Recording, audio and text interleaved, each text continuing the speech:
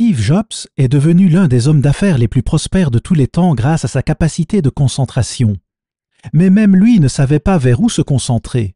Découvrez la clé de la concentration qui manquait à Steve Jobs, la vérité étonnante sur où concentrer votre vie, maintenant sur la clé de David avec Gérald Fleury.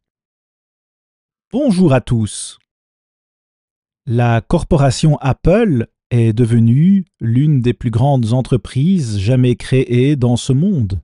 Et son fondateur était Steve Jobs, et de nombreux cadres et PDG ont dit dans le passé que M. Jobs était le plus grand PDG ou chef d'entreprise qu'ils aient jamais connu, certainement. Apple a connu des moments difficiles, cependant. À un moment donné, elle était à peine vivante. Et Walter Isaacson, qui était l'un des biographes de Steve Jobs, a dit que l'une des grandes forces de M. Jobs était de savoir comment se concentrer. Comment se concentrer? Et Steve Jobs répétait sans cesse « concentration, concentration, concentration ». Et non seulement il se rappelait à lui-même de se concentrer, mais il aidait aussi tous ses employés à apprendre à se concentrer, et il avait ce qu'il appelait une équipe de premier plan qui savait très bien faire cela. M. Isaacson a également dit « Cette capacité de se concentrer a sauvé Apple. En ces temps troublés, cela l'a sauvé. » Il s'agit d'un principe fondamental que nous devons tous apprendre, qu'il s'agisse d'une question laïque ou spirituelle. Mais la grande question est « Sur quoi vous concentrez-vous » Sur quoi vous concentrez-vous? Cet homme brillant a transformé totalement le monde entier en matière de technologie. Il est devenu aisé, riche. Il pouvait prendre le téléphone et parler à un président ou à un premier ministre, ou à un PDG ou un scientifique, ou à peu près n'importe qui dans le monde. Et il avait même de grands artistes et ce genre de personnes qui venaient auprès de lui pour qu'ils tiennent avec eux une audience privée. Donc il avait tout. Ou du moins, c'est ce qu'il semblait, il avait tout sauf ce qu'il désirait le plus, l'illumination spirituelle. J'aimerais lire ici un paragraphe de ce que j'ai écrit auparavant. Monsieur Jobs a révolutionné l'industrie de l'informatique, l'industrie du cinéma, l'industrie du téléphone portable, l'industrie de la musique. Et vraiment le monde, avec sa technologie, pourtant il n'a jamais découvert les réponses aux questions les plus fondamentales et les plus importantes de la vie. Au cours de l'une de ses dernières conversations avec M. Isaacson, Jobs s'est dit qu'il aimerait croire que quelque chose de grand était réservé aux humains après leur mort. Mais il a aussi déclaré peut-être que la vie est comme un interrupteur. Clic! Et l'on n'est plus là. Or, c'est une déclaration qui donne vraiment à réfléchir. Mais qui veut vivre une vie vide comme celle-là? Pensez-y, la vie se résume-t-elle à cela? Eh bien, nous pouvons prouver à partir de la Bible que ce n'est absolument pas le cas. Nous pouvons le prouver à nous-mêmes et aux autres. Mais c'est une triste, triste histoire. Il a dit peut-être que la vie est comme un interrupteur. Clic! Et l'on n'est plus là. C'est quelque chose qui devrait nous faire réfléchir, je pense. Nous avons tous besoin de savoir pourquoi nous sommes ici. Notre livre Le mystère des siècles l'explique certainement, et notre livre L'incroyable potentialité de l'homme l'explique très clairement, et vous le prouve. Mais la Bible nous dit comment nous concentrer, concentrer, concentrer. Et nous avons besoin de nous concentrer tellement. Il y a un livre intitulé « Concentration volée » par Johann Hari, où l'on trouve la déclaration suivante. Là où nous nous concentrons, la passion prévaut. Eh bien, là où nous ne nous concentrons pas, il n'y a pas de passion. C'est quelque chose dont nous avons tous besoin. Nous avons besoin de passion et d'intensité dans notre travail. Les personnes qui n'ont pas cette concentration ne peuvent tout simplement pas penser profondément et cela devrait être très préoccupant pour tous. Considérez cela et demandez-vous Qu'allons-nous pouvoir faire si nous ne réfléchissons pas profondément à au moins quelques sujets? Alors nous ne pouvons vraiment pas faire grand-chose en profondeur. Il y a des écrivains, de grands écrivains, qui vous diront qu'ils ont passé 18 heures sans même s'arrêter et qu'ils se sont simplement concentrés. Et le livre Concentration volée dit que les adolescents d'aujourd'hui ne peuvent se concentrer que pendant 65 secondes. 65 secondes! Ils sont habitués à ce que les choses se précipitent. Ils disposent de toutes les technologies possibles et imaginables, mais ils ne savent pas comment penser. Et c'est vrai pour beaucoup de gens. Nous devons apprendre à nous concentrer et à nous concentrer profondément. Herbert Armstrong a écrit les 7 lois du succès et il a donné 6 lois qui sont toutes pratiquées par les hommes qui réussissent. Mais la 7e n'est pas pratiquée par ces hommes. Mais il y parle aussi de comment les gens qui réussissent, comme nous le considérons dans ce monde, avaient du mécontentement. Ils avaient des faims qu'ils ne pouvaient pas rassasier. Ils étaient vides parce qu'ils ne savaient pas pourquoi ils étaient ici. Et ils voulaient le savoir. Ils pouvaient savoir. Et M. Armstrong, dans sa brochure Les 7 lois du succès, vous le prouve vraiment. Car la loi la plus importante est le contact avec Dieu. Si nous voulons réussir et savoir pourquoi nous sommes ici, si nous voulons avoir un but dans notre vie, un vrai but, et si nous voulons être heureux et joyeux, Dieu veut que nous soyons ainsi dans cette vie. Mais je vous dis que ce n'est pas actuellement le cas. Et cette 7e loi doit être la plus importante de toutes et de loin, comme l'a dit M. Herbert Armstrong.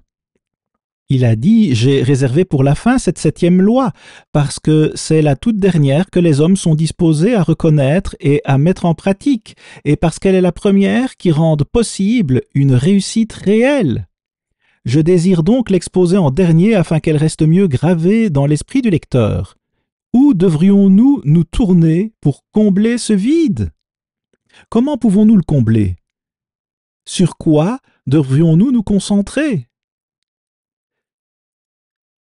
Nous devons apprendre à nous concentrer, car c'est ce sur quoi nous nous concentrons qui est le point critique. La Bible parle des hommes de ce monde qui ne connaissent pas Dieu et qui ne font que poursuivre le vent. Même le but n'est pas ce que Dieu veut qu'il soit, pas du tout. Mais nous devons impliquer Dieu dans la question. Pensez-y, si vous achetez un réfrigérateur, une cuisinière ou quelque chose du genre pour votre maison, il y a toujours un mode d'emploi qui vous explique comment faire fonctionner ces machines.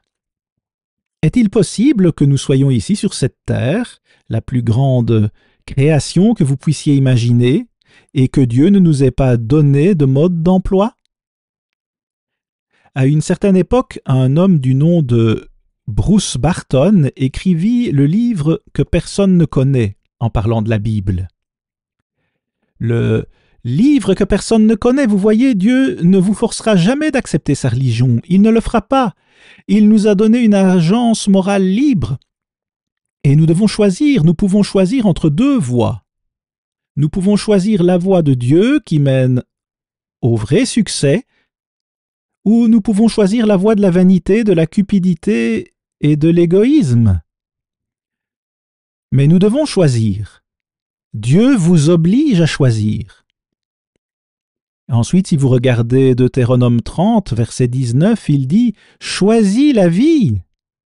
En d'autres termes, choisis l'arbre de la vie et non l'arbre de la connaissance du bien et du mal, où l'on choisit son propre gouvernement, sa propre science, sa propre éducation. Et regardez où cela nous a menés aujourd'hui. Regardez où nous en sommes. Nous sommes face à l'annihilation de l'humanité. C'est notre plus grand problème et nous ne pouvons pas le résoudre. Alors comment traiter avec ça? Il y a quelque chose qui ne va pas dans la façon dont l'humanité vit.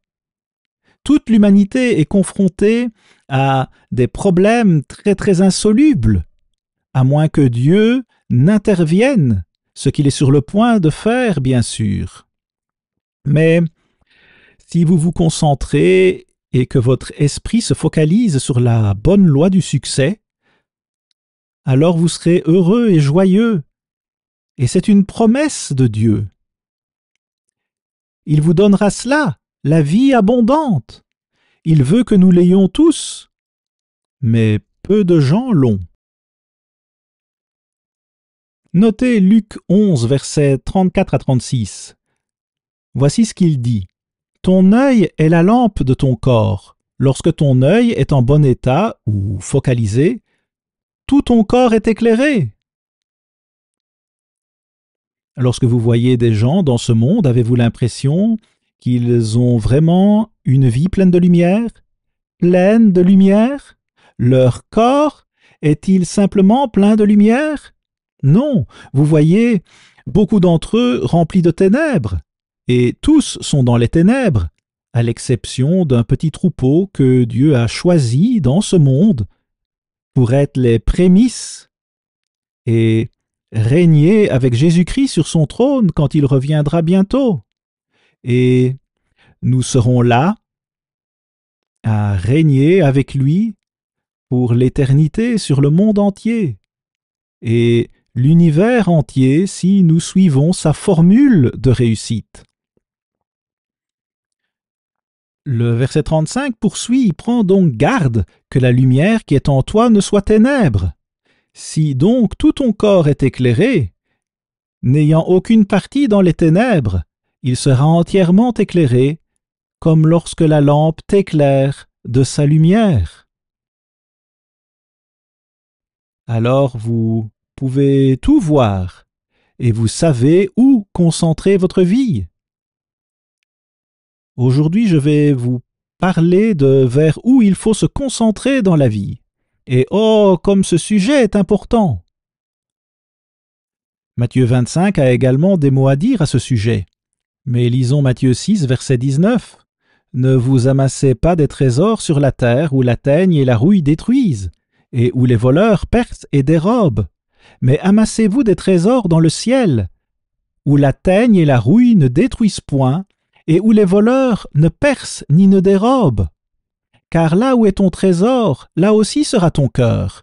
L'œil est la lampe du corps. Si ton œil est en bon état ou focalisé, tout ton corps sera éclairé.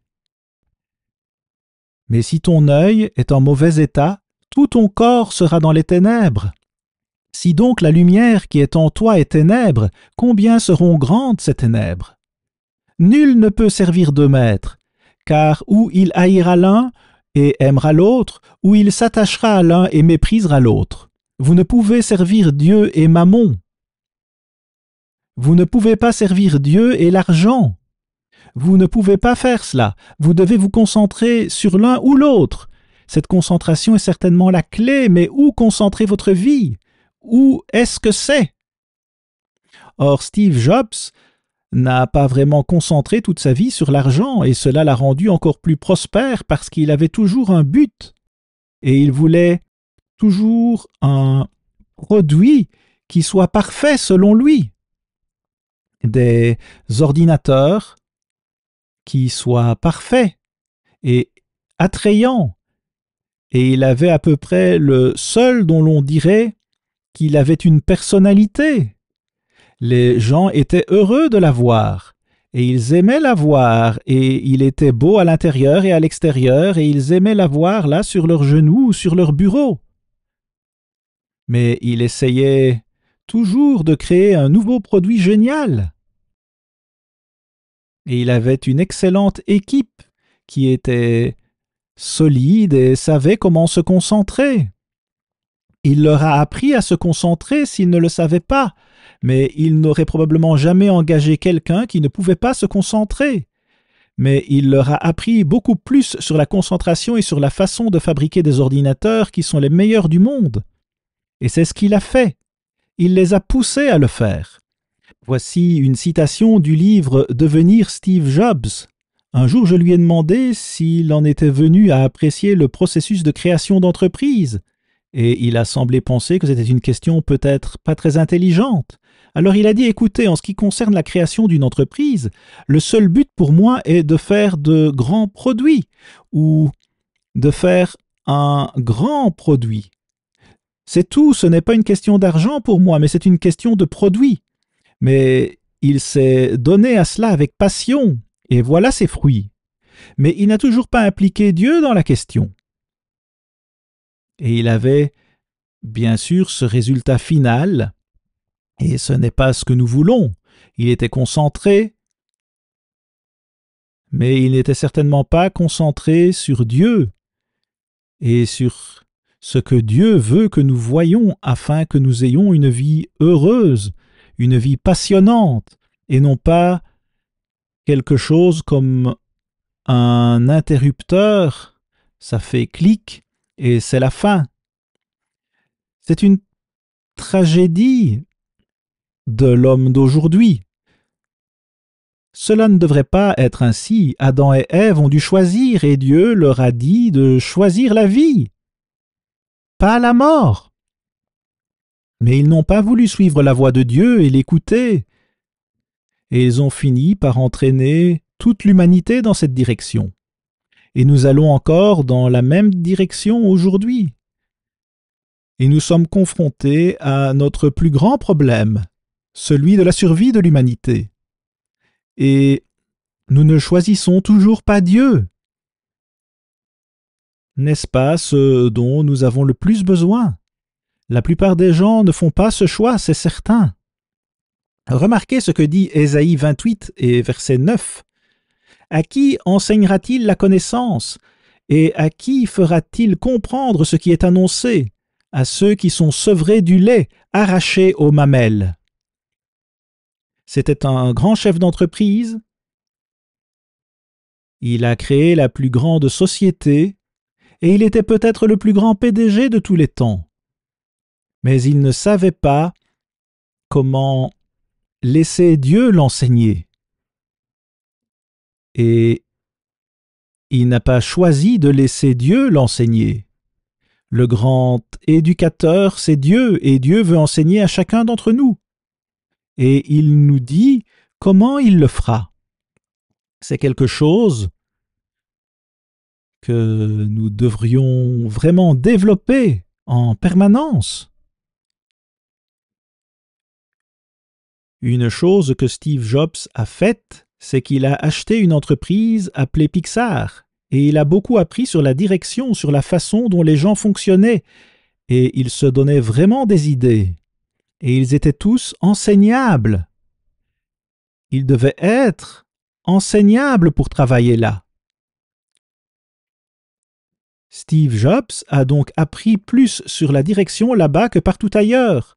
Et il avait besoin d'apprendre cela. Il avait une faiblesse en ce domaine. Et ensuite, il a fait son objectif d'être enseignable, totalement enseignable dans tous les domaines de la technologie.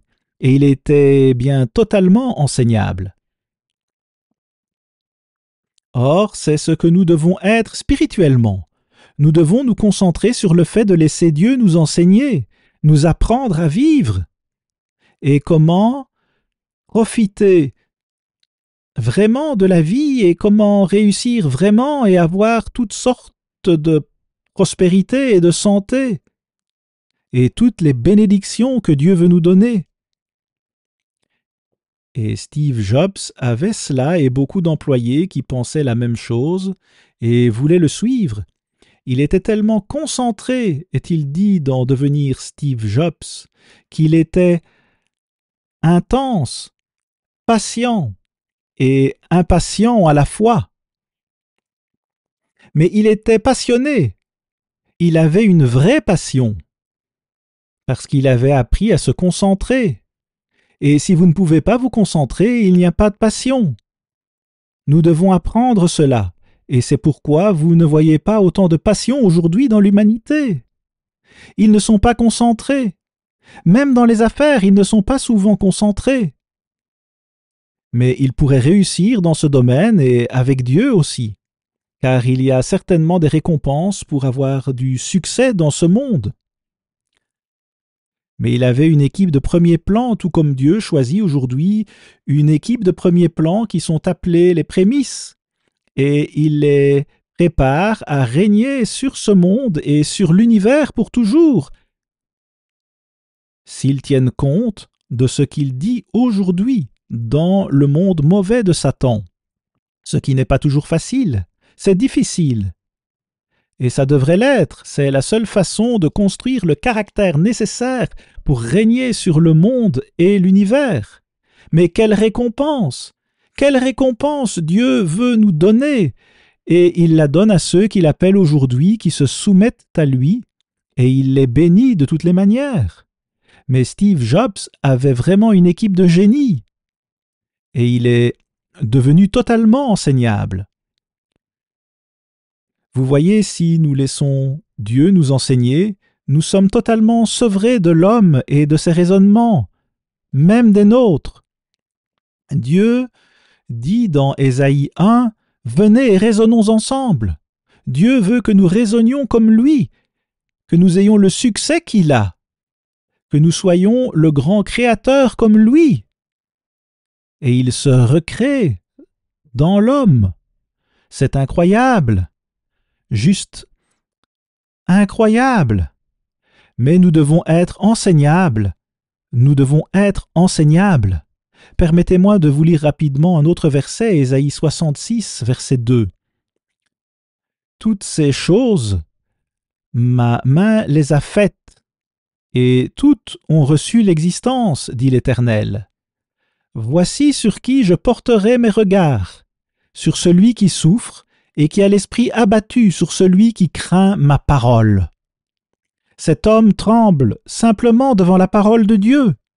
Il est concentré sur la parole de Dieu. Il est concentré là.